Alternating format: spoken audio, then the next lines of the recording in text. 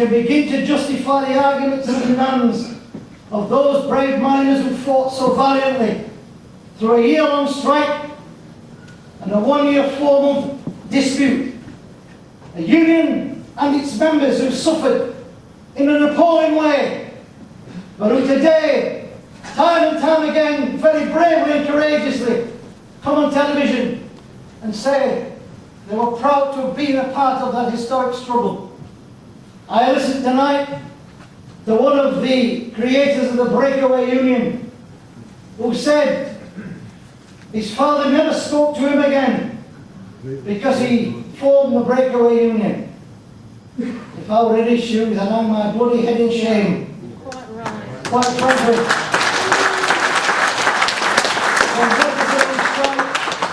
Before the golden rule, you don't cross the picket line.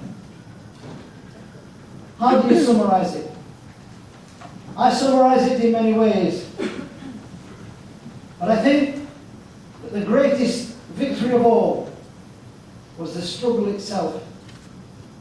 The struggle of the women's support groups, the struggle of the miners' support groups, the struggle of the international comrades all over the world inspired millions. And even today, they're holding commemorative meetings all over the world to commemorate our 1984-5 strike. There is another way, an alternative to getting an affidavit or a legal action.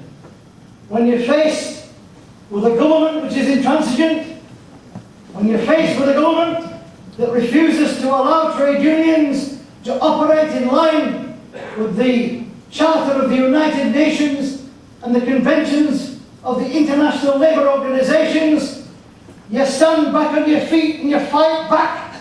You defy laws if they're unjust. You don't simply give in. If we're not prepared to fight back, there is no future. Our whole world is on the brink of economic chaos. And as we face that dilemma, I remember the words of one of the greatest socialists who ever lived, the founder of the Socialist Labour Party in 1902, the legendary James Connolly. When they told him that his demands and those of his fledgling party were too much, he said, "Such statements cause me mirth. Our demands are moderate. We only want the earth. I say to you, I thank you from the bottom of my heart, not simply for being here tonight, but for the support you gave us during the strike and in the period since. I say to you, each and every one of you, that it was my privilege to be a part of what I consider to be one of the greatest struggles of the 20th century. A struggle that still goes on. And if we can learn lessons from that, trade union leaders today should begin to rethink their strategy and policy and recognise that you don't get anywhere by giving in or compromising with a capitalist class who are utterly ruthless. There's only one answer to their policy and to their position.